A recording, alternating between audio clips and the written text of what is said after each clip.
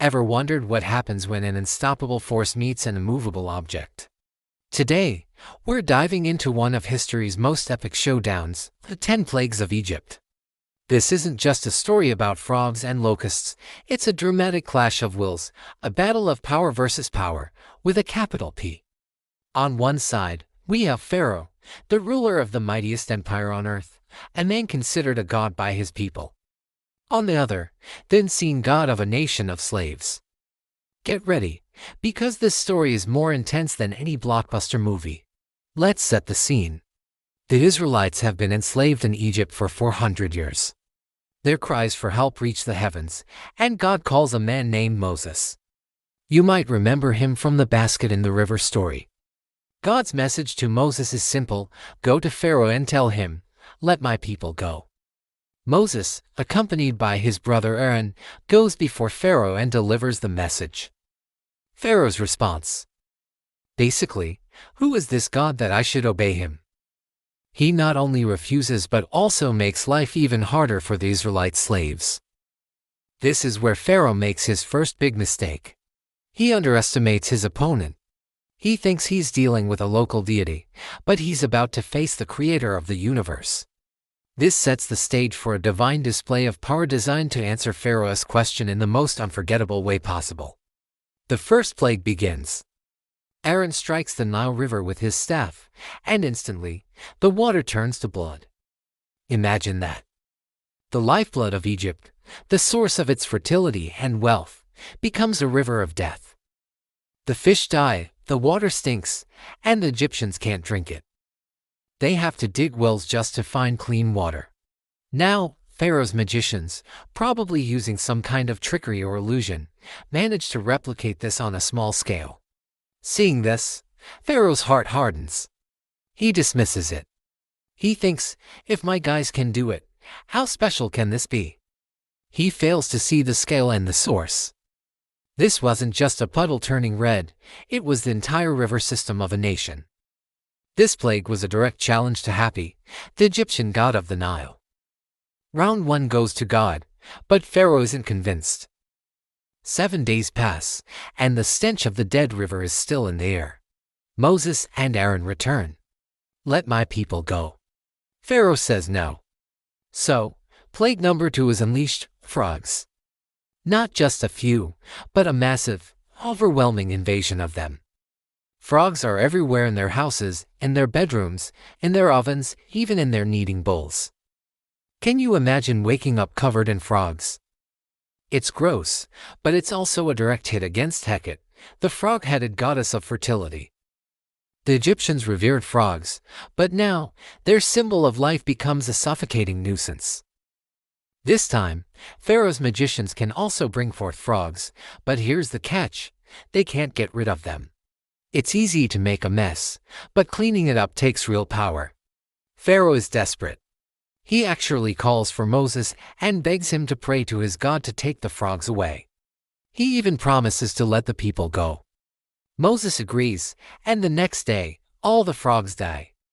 The land is piled high with rotting frog corpses. The relief is immediate, but so is Pharaoh's amnesia. As soon as the pressure is off, he hardens his heart again and breaks his promise. This pattern is about to get very familiar. Next up, plague number 3, gnats or lice. Aaron strikes the dust, and it becomes swarms of tiny, biting insects that cover people and animals. This is where things get interesting. Pharaoh's magicians try to replicate it, but this time, they can't. They go to Pharaoh and admit, this is the finger of God. You'd think that would be a wake-up call, right? A confession from his own experts, but no. Pharaoh's pride is so immense that he ignores his own advisors. His heart remains hard. This plague was an attack on Geb, the Egyptian god of the earth. The very dust of the land he was supposed to protect turned against his people. So, on to plague number 4, swarms of flies. But this time, God makes a distinction. The flies swarm all over the homes of the Egyptians, but the land of Goshen, where the Israelites live, is completely untouched. There's a clear, miraculous separation. This isn't just a natural disaster, it's a targeted strike.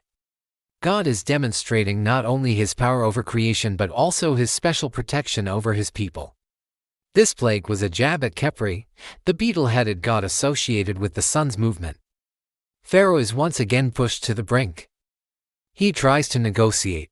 Okay, you can sacrifice to your god, but do it here in Egypt. Moses refuses. It has to be on God's terms, not Pharaoh's. Again, Pharaoh promises to let them go if the flies are removed. And again, once the plague is gone, he goes back on his word. The stakes get higher with the fifth plague, the death of livestock. All the horses, donkeys, camels, cattle, and sheep belonging to the Egyptians get sick and die. It's an economic catastrophe. Once again, God draws a line in the sand.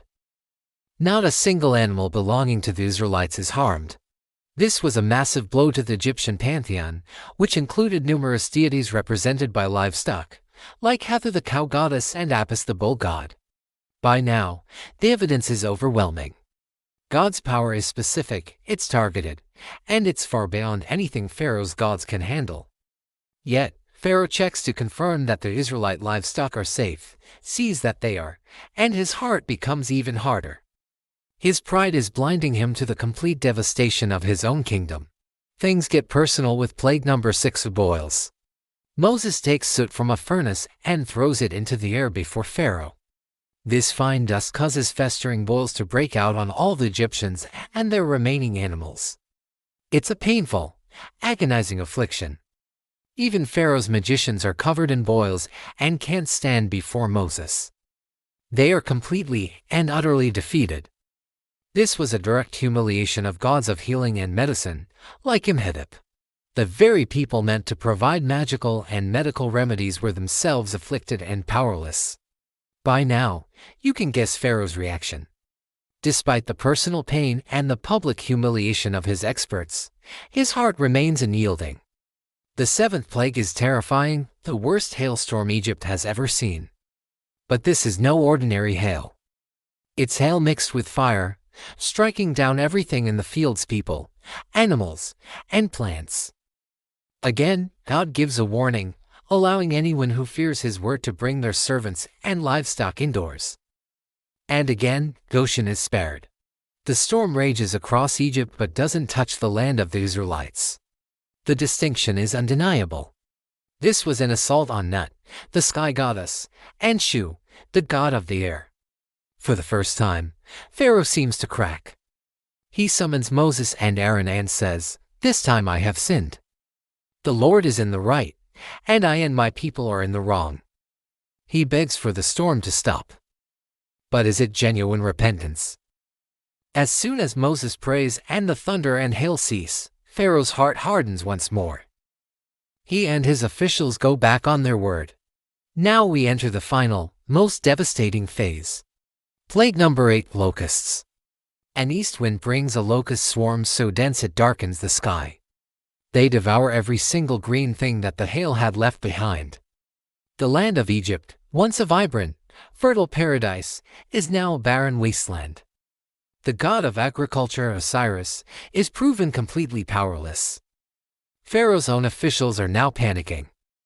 They plead with him, "Do you not yet understand that Egypt is ruined?" He briefly relents, but his pride flares up again during negotiations with Moses. The locusts come, and the devastation is total.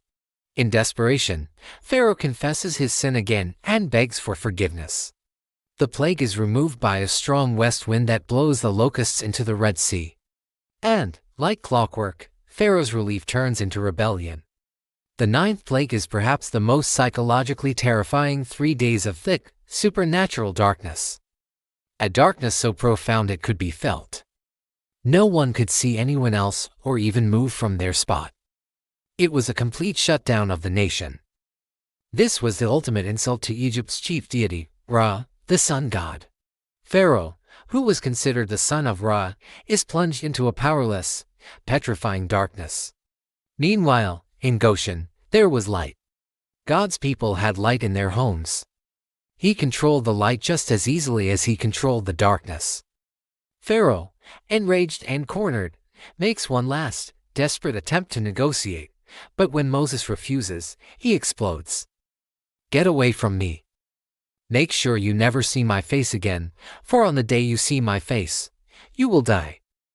Moses calmly replies, "As you say, I will not see your face again." The final line has been drawn. This leads to the 10th and final plague, the one that would finally break Pharaoh's will, the death of the firstborn. God instructs the Israelites to perform a special ceremony, the Passover. They are to sacrifice a lamb and paint its blood on their doorposts. That night, the angel of death would pass through Egypt and strike down the firstborn son in every household. From the firstborn of Pharaoh on his throne to the firstborn of the prisoner in the dungeon. And even the firstborn of the livestock. But when the angel saw the blood on the doorposts of the Israelite homes, it would pass over them, sparing those inside. At midnight, a great cry rose up throughout Egypt. There was not a house where someone was not dead, including Pharaoh's own son and heir.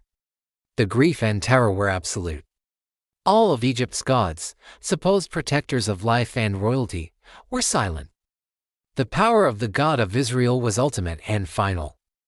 Broken, Pharaoh summons Moses and Aaron in the middle of the night and screams at them to get out, to take their people, their flocks, everything, and just go. The 10 plagues were more than just disasters. Each one was a calculated judgment, a systematic dismantling of the Egyptian pantheon, and a direct answer to Pharaoh's arrogant question, "Who is the Lord?" Through water turned to blood, through frogs and gnats, through darkness and death, God revealed his supreme authority over nature, over life, and over all the so-called gods of man. It's a powerful and humbling story about the danger of pride and the unmatched power of God.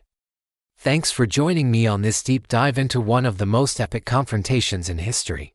If you found this fascinating, make sure to hit that like button and subscribe for more stories from the pages of the past. Let me know in the comments which plague you think was the most impactful.